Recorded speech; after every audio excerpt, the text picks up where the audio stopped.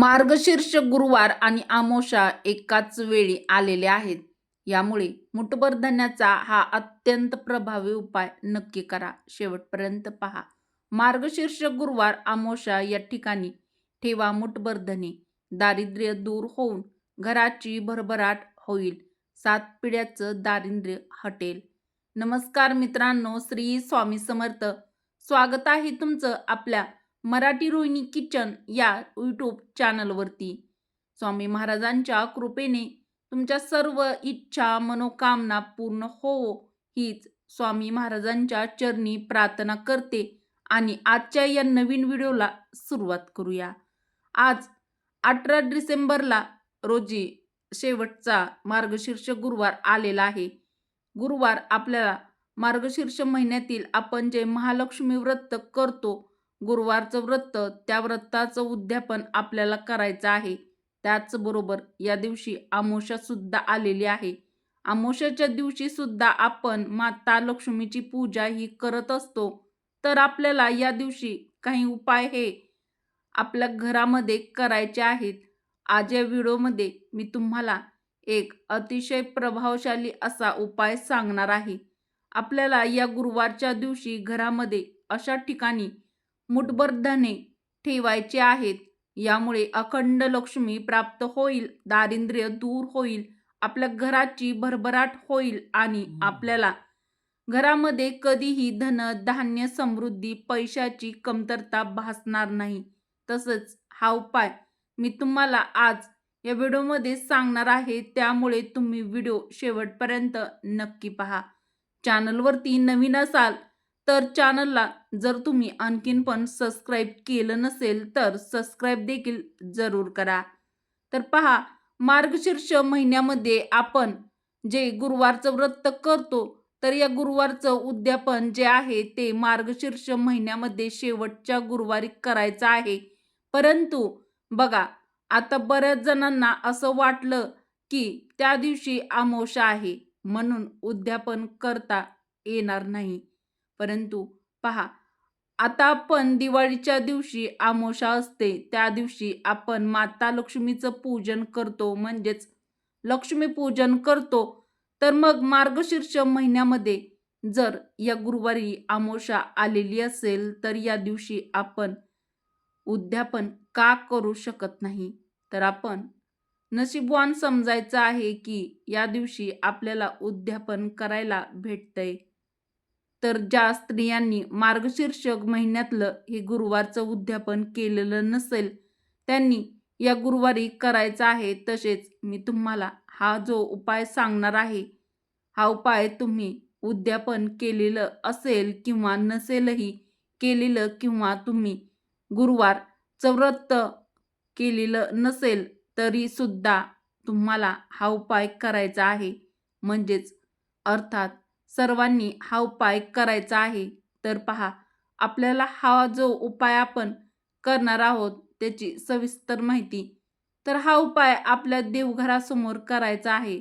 जर तुम्ही गुरुवारचं व्रत करत असाल किंवा हे गुरुवारचं व्रत तुम्ही अजूनही केलेलं नसेल, म्हणजेच उद्यापन केलेलं नसेल आणि या दिवशी तुम्ही उद्यापन करणार असाल, तर जी तुम्ही पूजा मांडणी करणार आहात तर तिथे तुम्ही हा उपाय केला तरी सुद्धा चालेल. नाहीतर तुम्ही तुमच्या देवघरासमोर देखील हा उपाय अवश्य करू शकतात. हा उपाय करण्यासाठी आपल्याला 1 वाटीभर धने लागणार आहेत. हे धने जे आपण मसाल्यामध्ये वापरतो, तर ते वाटीभर धने आपल्याला घ्यायचे आहेत. आपल्या सर्वांनाच माहीत आहे की त्या माता लक्ष्मीचं प्रतीक देखील धन्यांना मानलं जातं. म्हणूनच आपण दिवाळीच्या दिवशी, लक्ष्मीपूजनाच्या दिवशी धन्यांचं सुद्धा पूजन करत असतो. यासाठी आपल्याला 1 वाटीभर धने घ्यायचे आहेत.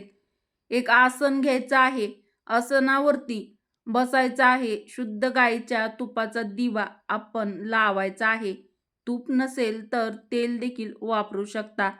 त्यामध्ये चिमूटभर हळद टाका. यानंतर अगरबत्ती लावायची आहे आणि आपल्याला हे वाटीभर धने जे आहेत तर ते आपल्या उजव्या हातात घ्यायचे आहेत. यानंतर ही वाटी जी आहे तर ते आपल्या देवघरासमोर असणारी माता लक्ष्मीची मूर्ती किंवा फोटो असेल तर तिच्यावरून तुम्हाला 3 वेळा ओवाळून घ्यायचे आहेत. ज्याप्रमाणे घड्याळाचा काटा फिरतो अगदी त्याच प्रकारे तुम्हाला 3 वेळा हे धने ओवाळून घ्यायचे आहेत. माता लक्ष्मीचा फोटो, मूर्ती नाहीतर तुमच्या देवघरामध्ये तुमच्या देवीचा टाक असेल, तर त्यावरून तुम्ही ओवाळून घेतले तरी सुद्धा चालेल. यानंतर ही वाटी तुम्हाला खाली ठेवायची आहे आणि तुम्हाला एक वेळा श्रीसूक्त म्हणायचं आहे आणि हे श्रीसूक्त म्हणत असताना तुमच्याकडे जर कवड्या असतील, तर त्या कवड्या तुम्हाला उजव्या हातात घ्यायच्या आहेत आणि या कवड्यावरती तुम्हाला श्रीसूक्त म्हणायचं आहे.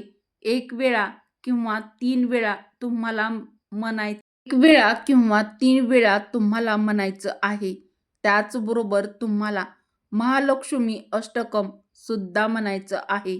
मित्रांनो, व्हिडिओमध्ये पुढे जाण्याआधी व्हिडिओला एक लाईक अवश्य करा. त्याचबरोबर तुम्हाला महालक्ष्मी अष्टकम सुद्धा म्हणायचं आहे. पण जर तुम्हाला वाचता लिहिता येत नसेल, तर तुम्ही मोबाईलवरती लावून द्या. फक्त श्रवण केलं तरी सुद्धा चालेल. यानंतर ना हे अभिमंत्रित झालेले धने आहे ते तुम्हाला घ्यायचे आहेत. तर त्या धन्यामधून त्या वाटीमधून आपल्याला अगदी थोडेसे धने जे आहेत ते आपल्याला उजव्या हातात घ्यायचे आहेत आणि आपल्या घरामध्ये जो कर्ता पुरुष असतो, जो आपल्या घरामध्ये धन कमावून आणतो, म्हणजेच पैसा कमावून आणतो, ज्या व्यक्तीमुळे आपलं घर चालतं, ज्या व्यक्तीमुळे आपल्या घरातील गरजा भागतात, तर ती जी व्यक्ती आहे, तर त्या व्यक्तीवरून आपल्याला हे धने जे आहेत ते घड्याळाच्या काट्याप्रमाणे 3 वेळा डोक्यावरून ओवाळून घ्यायचे आहेत. मुलगा असो, मुलगी असो, स्त्री असो किंवा पुरुष असो, जे पण असतील, तर हे तिन्ही असतील, तर या तिघावरून वेगवेगळे थोडे थोडे धने घ्यायचे आहेत. तर उतरवून तुम्हाला सांगितल्याप्रमाणे घ्यायचे आहेत. एक व्यक्ती असेल तर एका व्यक्तीवरून तुम्हाला उतरवून घ्यायचे आहेत आणि साईडला एक मातीची पंती घ्यायची आणि त्या मातीच्या पंतीमध्ये हे उतरवलेले तुम्हाला धने टाकायचे आहेत. यानंतर काय करायचं? भीमसेन कापुराच्या वड्या घ्यायच्यात. भीमसेनी कापूर नसेल तर तुमच्याकडे जो असेल तर तो कापूर तुम्हाला घ्यायचा आहे. यामध्ये 2 लवंगा तुम्हाला टाकायच्या आहेत आणि या गुरुवारच्या दिवशी तुम्हाला सायंकाळी आपल्या घरामध्ये प्रज्वलित करायचा आहे. प्रज्वलित केल्यानंतर याचा जो धूर आहे तर तो संपूर्ण घरामध्ये तुम्हाला फिरवायचा आहे आणि यानंतर ही जी पंती आहे तर ती तुम्हाला एका साईडला ठेवून द्यायची आहे. तसेच जेव्हा तुम्ही श्रीसूक्त म्हणणार आहात आणि महालक्ष्मी अष्टकम म्हणणार आहात, त्यावेळी तुम्हाला दोन्ही हात जोडून माता महालक्ष्मीला प्रार्थना करायची आहे. आपल्या घरामध्ये लक्ष्मी स्थिर राहत नसेल किंवा आलेला पैसा आपल्या घरामध्ये टिकत नसेल, वारंवार पैशाच्या अडचणी येत असतील, तर आपली जी काही अडचण असेल तर ती माता लक्ष्मीला आपण सांगायची आहे. घरामध्ये अखंड लक्ष्मी प्राप्त होऊ दे, अशी देखील माता महालक्ष्मीला तुम्ही प्रार्थना करायची आहे. त्याचबरोबर जे वाटीमध्ये उरलेली धने असणार आहेत, तर ते तुम्हाला संपूर्ण रात्रभर तुम्हाला तेथेच माता लक्ष्मीच्या मूर्तीसमोर ठेवून द्यायचे आहेत.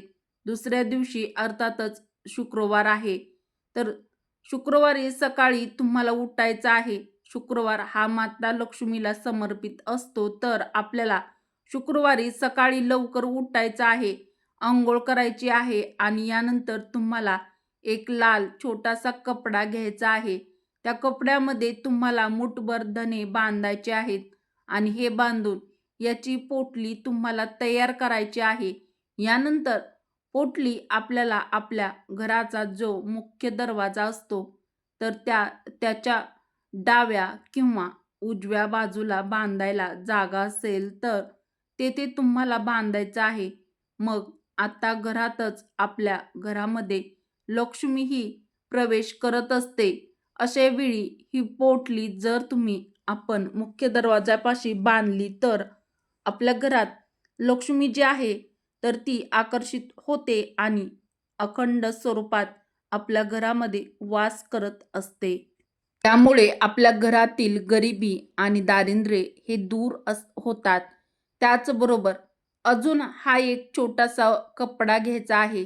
त्यामध्ये तुम्हाला चिमूटभर धने आणि ₹1 नाणं टाकायचं आहे. त्याची एक पोटली तयार करायची आहे आणि ही पोटली आपल्याला आपल्या देवघरामध्ये ठेवायची आहे.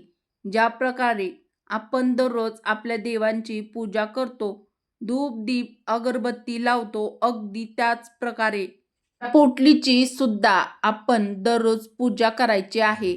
की पोटली एक माता लक्ष्मीचं प्रतीक मानलं जातं. यामुळे माता लक्ष्मी ही सदैव आपल्या घरामध्ये वास करते. त्याचबरोबर तुम्ही अजून एक पोटली तयार करू शकतात आणि ती पोटली तयार करून आपल्याला आपल्या पैशाच्या तिजोरीमध्ये ठेवायची आहे.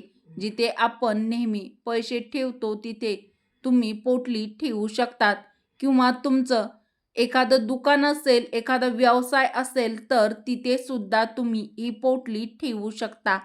जेणेकरून आपला व्यवसाय, दुकान चांगलं चालेल आणि आपल्या घरामध्ये आलेला पैसा हा स्थिर राहील.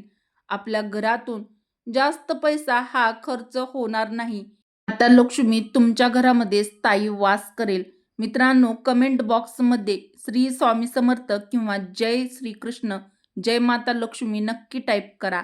यासाठी तुम्हाला हा उपाय मार्गशीर्ष महिन्यातील शेवटच्या गुरुवारी आवर्जून करायचा आहे. अतिशय प्रभावी उपाय आहे. त्यामुळे तुम्ही नक्की करून पहा. अखंड लक्ष्मी प्राप्त होईल. दारिद्र्य आणि गरिबी दूर होऊन तुमच्या घराची नक्कीच भरभराट होईल. तर मित्रांनो, तुम्हाला हा व्हिडिओ कसा वाटला ते देखील कमेंट करून नक्की कळवा. व्हिडिओला एक लाईक अवश्य करा. चॅनलवरती नवीन असाल तर सबस्क्राईब करा आणि तुमचे काही प्रश्न असतील तर ते देखील कमेंट करून नक्की कळवा. व्हिडिओमध्ये शेवटपर्यंत तुम्ही पाहिल्याबद्दल तुमच्या सर्वांचे धन्यवाद. श्री स्वामी समर्थ. जय माता लक्ष्मी.